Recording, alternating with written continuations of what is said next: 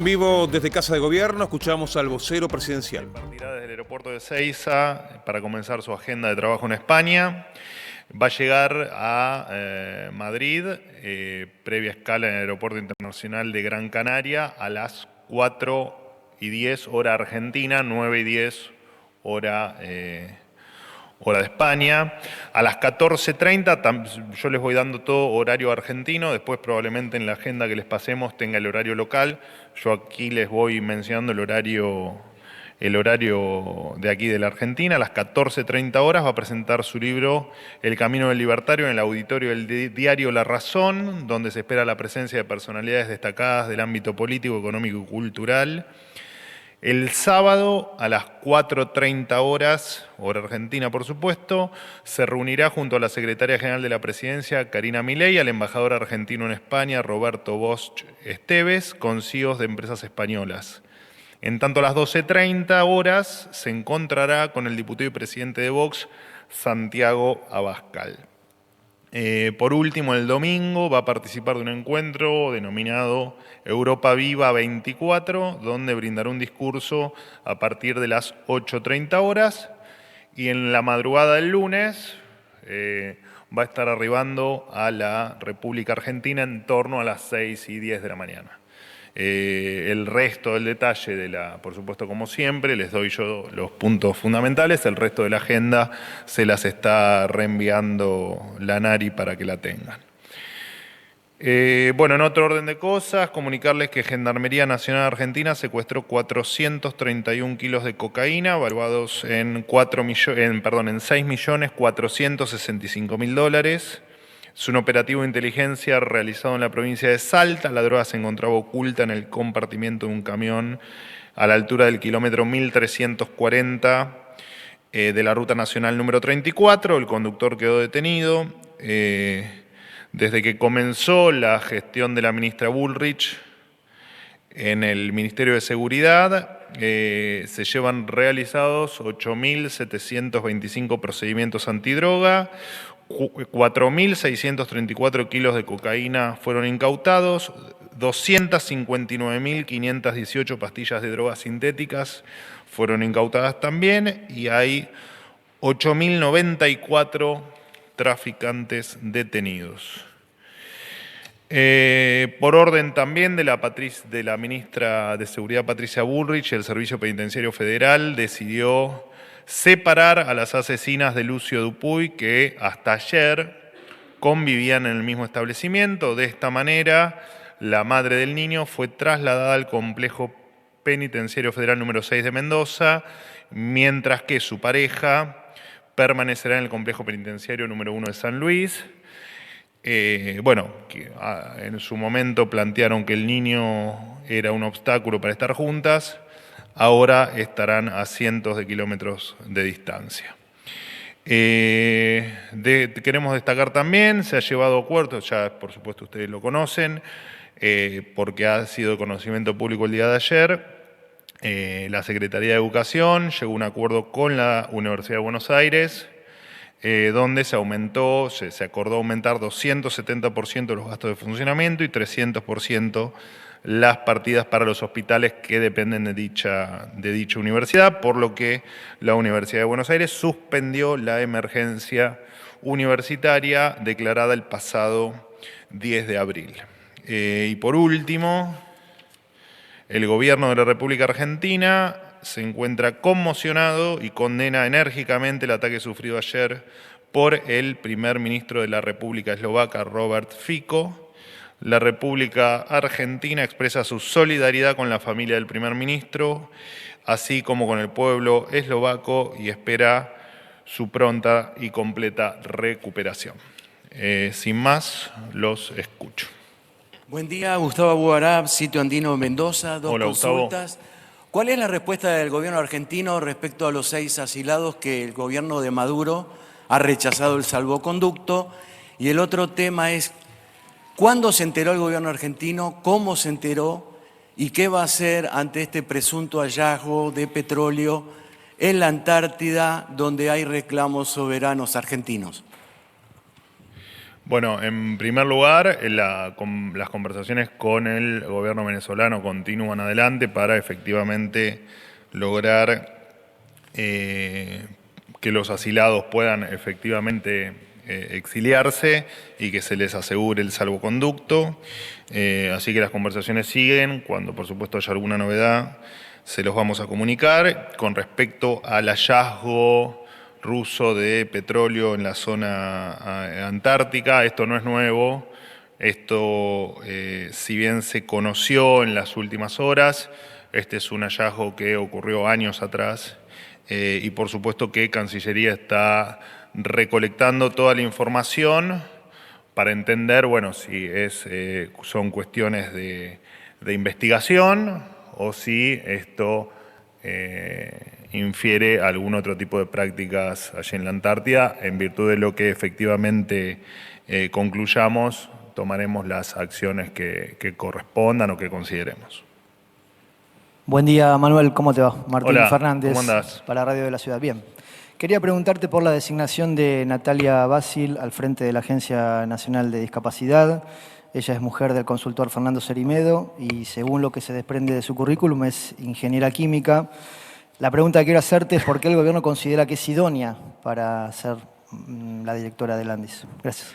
Bueno, en todas las personas que acceden a un cargo público en esta administración, siempre con el funcionario superior considera que es el mejor para su cargo. Me pasa a mí con mis funcionarios y en tal caso pasa con este ejemplo. Yo tengo no te lo voy a decir ahora, pero tengo el resumen de efectivamente de esta persona, de su experiencia, así que si estamos de acuerdo, termina la conferencia y te lo envío a través de la ANARI. Ahora te hago el envío para no tenerlo que buscar y extenderme en la conferencia. Pero la lógica corre, me lo han preguntado en otros casos, yo ahora no recuerdo, pero me lo han consultado con respecto a otros funcionarios que han accedido a cargos públicos desde el 10 de diciembre con alguna duda en su currículum o en su experiencia o en si son idóneos o no para el cargo. Y te repito, siempre la decisión, por supuesto, la tiene el funcionario superior y dentro de esa decisión siempre se prima el haber elegido lo que el funcionario, el ministro o el propio presidente de la Nación consideran lo más apto para el cargo en ese momento, ¿no? Pero después te pasamos los detalles.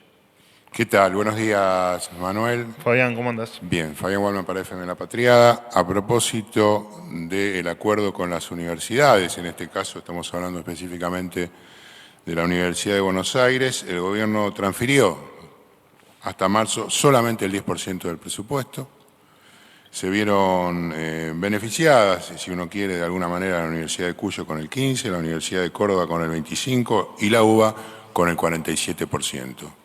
Para el gobierno, preguntarte si hay universidades, o sea, de primera clase y de segunda, si esto tiene que ver algo con acuerdos que tengan que ver con la ley bases, y por otro lado, consultarte por una persona que no contestó ayer, el jefe de gabinete, estoy hablando de Martín Maestu, que es un funcionario sin cargo, al igual que Sturzenegger y Santiago Caputo, y si efectivamente o no está aquí al lado en la jefatura de gabinete con un despacho. Gracias. Bueno, a ver, con respecto a las universidades, es obvia la respuesta, pero no hay ningún tipo de, digamos, de target o de discriminación, como sugerís, entre algunas universidades u otras. Por supuesto, sí es cierto que cada universidad, porque es válida la pregunta en términos de, bueno, ¿por qué se acordó con la UBA y no se acordó con el resto de las universidades? ¿O por qué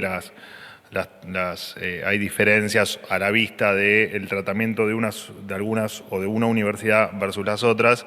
Y lo cierto es que con todas las universidades se está terminando de diseñar el ajuste presupuestario porque cada universidad tiene particularidades que se deben atender de manera individual, digamos, no se puede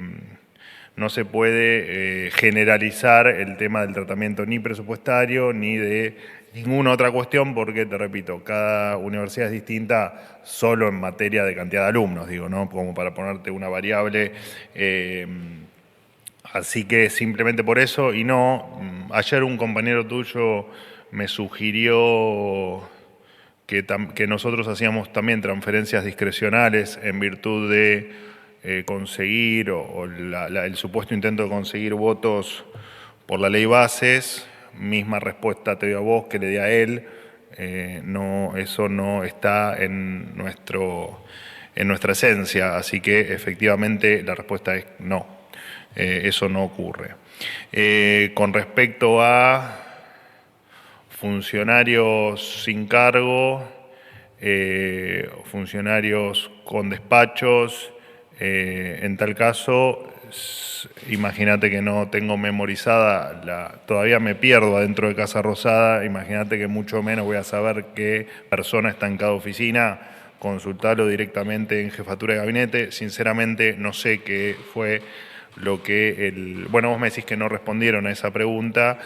Bueno, entiendo que no, sinceramente no lo sé por qué no la respondieron, o si efectivamente fue como por supuesto vos decís, que te lo doy por válido, pero la verdad es que el tema de oficinas no te lo averiguo, pero la verdad es que lo desconozco, te repito, todavía no logro que el ascensor llegue derecho al segundo cuando vengo a la conferencia, imagínate que no me sé de memoria todas las oficinas, ¿no? Pero te lo averiguo y... Te repregunto por el tema de la universidad. Pobre Lanari, me lo hacen laburar. No, te repregunto por el tema de universidades porque me parece importante. Independientemente del porcentaje que le des a una universidad, está claro que lo que te recibían antes estaba acorde con la estructura que tenían. Entonces, la repregunta en este caso bueno, eso es una conclusión que sacás vos. Digamos, y si a la Universidad de Buenos Aires le aceptan el 30%... No, pero a lo que voy es a que, primero, que los presupuestos pasados eran correctos, es una deducción tuya. Nosotros lo que hacemos, seriamente, es conversar con cada uno de los rectores, o sea, con cada una de las universidades, para ajustar los presupuestos y las necesidades a lo que a cada uno le pasa. No es lo mismo la UBA con su volumen, con su propia dinámica, que lo que puede ser alguna otra universidad. Digo, esto es medianamente razonable. Es más fácil acordar con las otras que tienen un presupuesto mucho más chico. Bueno, pero eso es una concepción tuya, qué sé yo. Vos, digamos, planteate el universo, el metaverso que te parezca, pero digo, acá se conversa con todos, con todas las universidades. De hecho, no hay diálogo cortado con ninguna universidad y poco a poco, digamos, ahora comentamos lo de o ayer en tal caso se conoció el acuerdo con la UBA, pero se seguirán conociendo el que con el resto de las universidades también se van a ir sorteando los obstáculos o las trabas o las necesidades que tengan las universidades, las vamos a ir solucionando. De hecho, cuando se inicia la discusión presupuestaria con las universidades, siempre planteábamos que el diálogo estaba abierto y siempre estuvo abierto. Digo, lo que pasa es que a veces hay un empecinamiento en decir que nosotros cortamos los diálogos con la CGT o con las universidades y la verdad es que no es así. Sí, ¿qué tal? Te había perdido, Jaime, ¿cómo andás? Acá estoy, muy bien, gracias.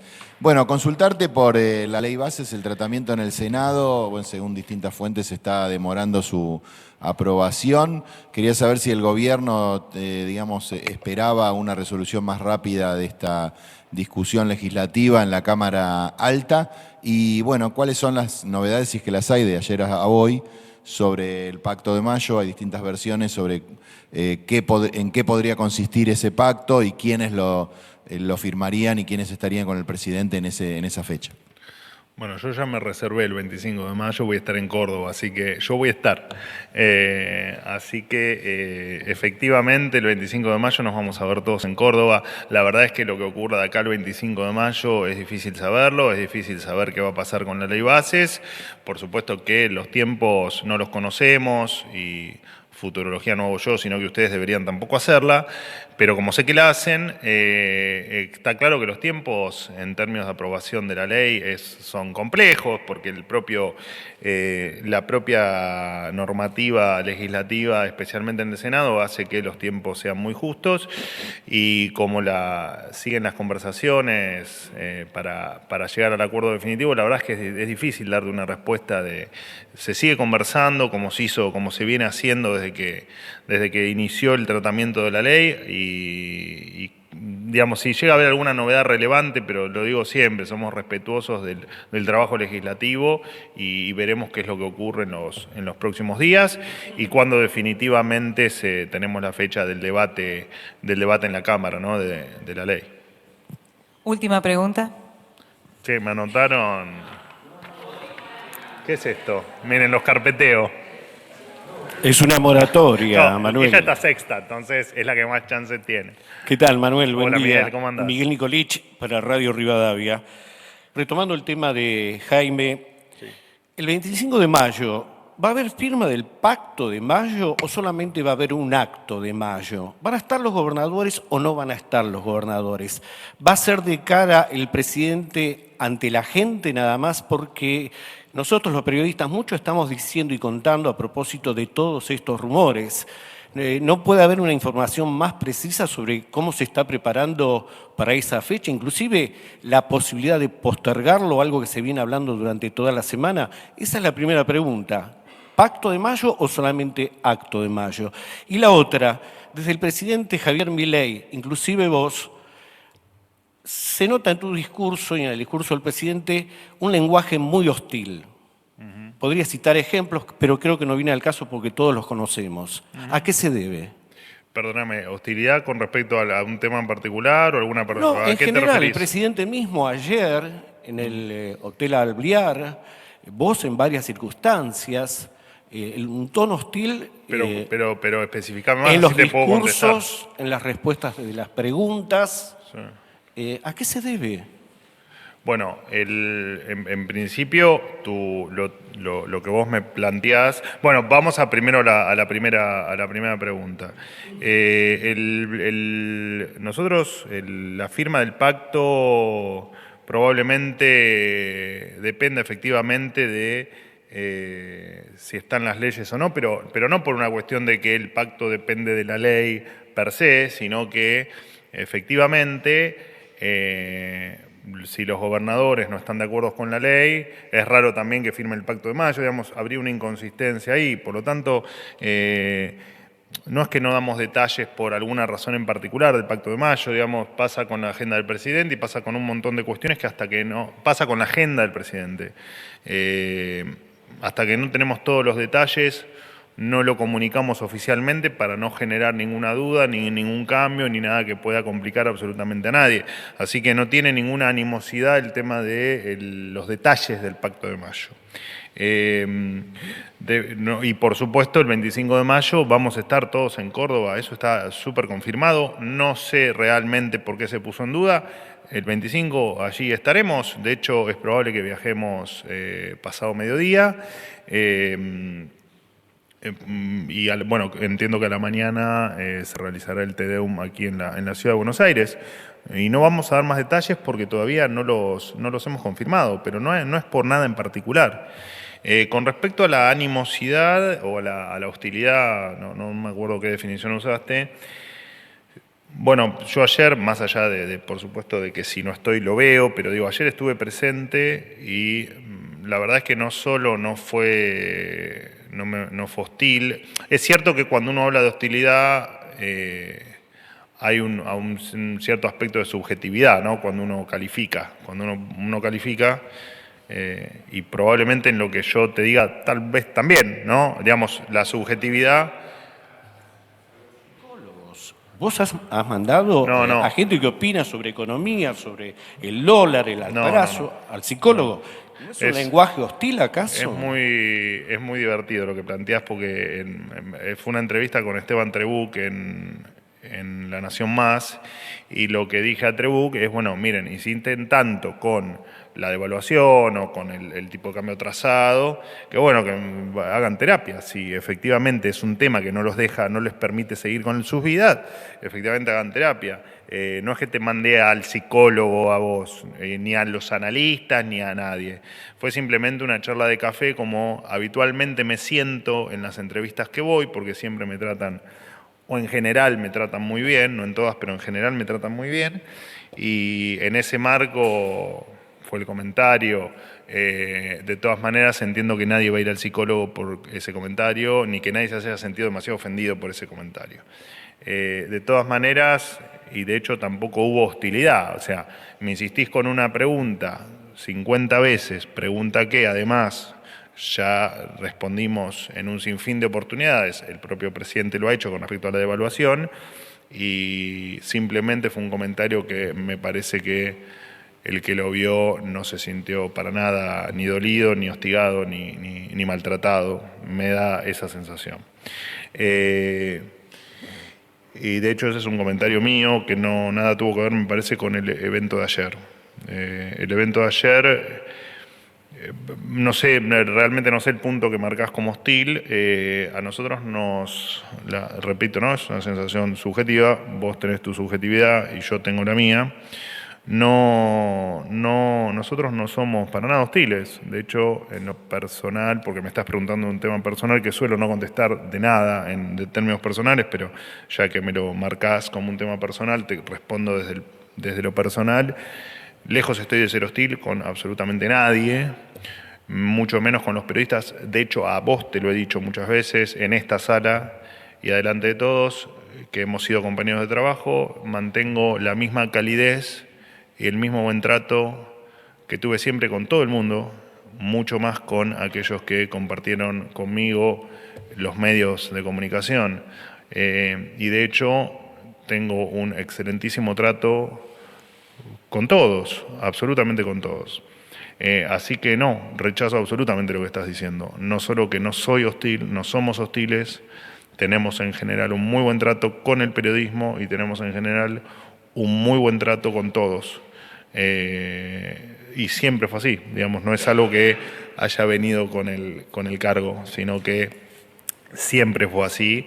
Y te repito, los que han compartido espacios de trabajo conmigo, como es tu caso, deberían estar incluso más convencidos de lo que yo estoy diciendo, del buen trato y de las buenas formas que tenemos para con todos. Por supuesto que cuando consideramos que, como digo siempre, ¿no?, que hay una mentira en el medio del camino, y como nosotros las mentiras no son compatibles con nosotros, nuestras formas de reaccionar son, por supuesto, tratando de que la mentira se corte y que no se mienta más. Pero nada más que eso, no hay ninguna animosidad, ni hostilidad, ni ningún otro tipo de actitud nuestra que, digamos, que nos haga estar en lugares diferentes. Nosotros estamos para gobernar, ustedes están para decir la verdad, y en esa lógica me parece que nos tenemos que mover y que tenemos una maravillosa relación, entendiendo, digamos, nosotros entendiendo que estamos gobernando con todo lo que eso implica y ustedes entendiendo que son periodistas con todo lo que eso implica, y nosotros también respetamos cuando se nos pone en una situación que nos hacen preguntas que tal vez no nos sean las más cómodas o nos parezca que las hacen, por supuesto, en búsqueda del título. Entendemos que es parte del trabajo y lo respetamos un montón. Y te digo más, y yo soy de los que siempre promueve no solo la libertad de prensa, la libertad de expresión, sino también el buen trato para con todo el mundo, no solo para con ustedes, sino para con todo el resto de los seres humanos.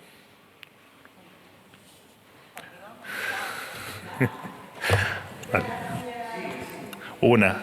Gracias, Estela Gárnica. ¿Por qué festejás, Silvia? ¿Por qué festejás? ¿Qué número estás? Séptima. ¿Nico Gallardo dónde está? Lo que pasa es que ayer se suspendió. La salteamos a Silvia. Gracias, Manuel. Estela Gárnica, día 24. Bueno, no queda claro Me el tendría que haber ido objetivo. ofendido y listo, los dejaba todos pagando. No queda claro el objetivo del viaje del presidente a España, si es un viaje oficial o un viaje político particular.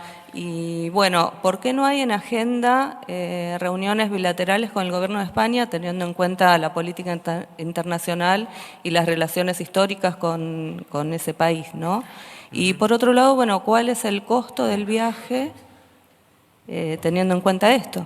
Gracias. Bueno, el costo del viaje no lo tengo, digamos, pero no lo tengo porque es variable. O sea, el costo del viaje siempre se puede calcular cuando el presidente regresa al país, no previamente. Previamente uno lo podía hacer cuando viajaba en aviones de línea.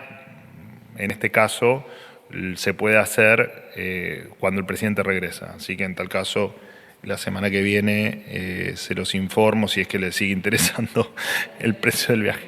Va a ir en el avión presidencial, exactamente, y el motivo del viaje, él va a tener dentro de la agenda, va a tener un encuentro muy particular con, después cuando esté confirmado el listado, creo que las empresas las tenemos.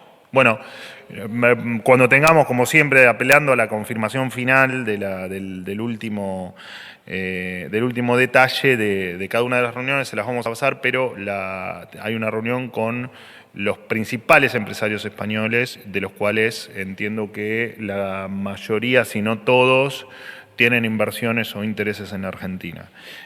Al margen de eso, él, por supuesto, por cuestiones de cercanía, se aprovecha para hacer otro tipo de reuniones y las reuniones a las que referís con autoridades o representantes españoles probablemente se esté dando en el segundo viaje que va a realizar España, entiendo que el mes que viene. No tengo definidos los detalles todavía, pero entiendo que allí va a haber el tipo de agenda que estás sugiriendo vos. ¿Están en conversaciones con el gobierno de Sánchez, entonces? ¿Cómo está la relación? Bueno, pero hay una cuestión protocolar que sí, que se está cumpliendo, por supuesto, pero que no hay nada confirmado, por eso no lo confirmo. Cuando esté, son demasiado ansiosos, pero cuando esté confirmado se los comunicaré. Sí, me mirás con esa cara, ¿qué querés?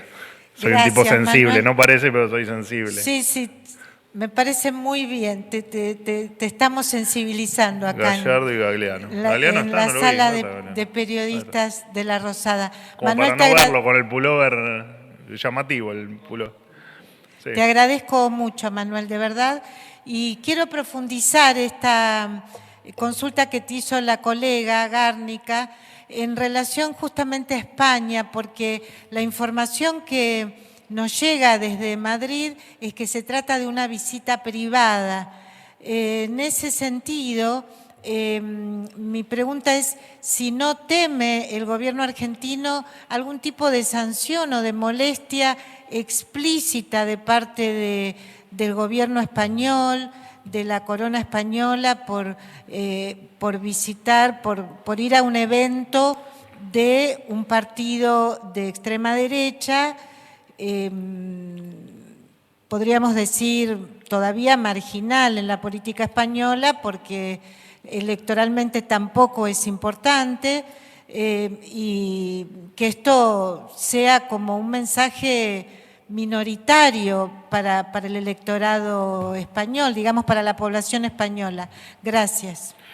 No, a ver, no, ¿por qué? No, digamos, de hecho, es muy relevante la reunión que va a tener el presidente con los empresarios españoles.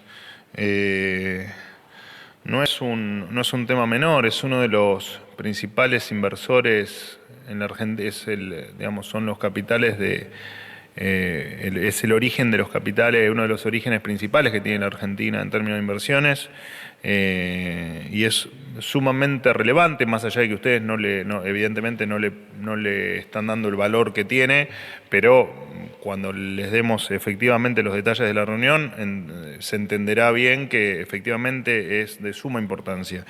Y no tenemos ningún temor a ninguna molestia. Bueno, hemos tenido ya algún malentendido, pero no tenemos por qué tener ningún tipo de inconveniente, y de hecho se están planteando reuniones protocolares para el próximo viaje. No hay por qué temer a a reuniones con empresarios. El mes que viene, en junio, entiendo que el presidente va a estar visitando otra vez España, pero cuando lo tenga se los voy a confirmar. No sean ansiosos, en serio. No sean ansiosos, por favor. Paciencia, que esto es largo.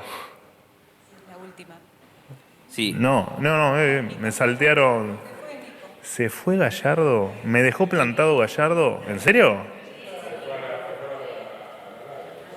Ya vamos. Ahí vas a ver hostilidad, vas a ver. ¿Querían hostilidad? Gallardo querido. Pablo Gagliano de Radio Continental. Perdón, Gagliano, te pido disculpas. Hoy salió publicado en un matutino que el gobierno analizaba suspender los aumentos de las tarifas de gas para el invierno. Quería saber si el gobierno está analizando esto, si efectivamente eso es así. Y lo primero que usted anunció con respecto a las universidades, este giro de fondos incluye el aumento de salarios para los docentes universitarios de la UBA que, por ejemplo, tienen congelados desde noviembre el salario. Bueno, sí, obviamente que está todo contemplado. De todas maneras, esto te lo va a poder confirmar en este caso la UBA y en el futuro el resto de las universidades. Pero con respecto a la primera pregunta, me viene bien para... no está definido todavía, pero déjame extenderme un poco más en la respuesta. Que ayer también, o ayer o antes de ayer, lo comentaba aquí en una conferencia,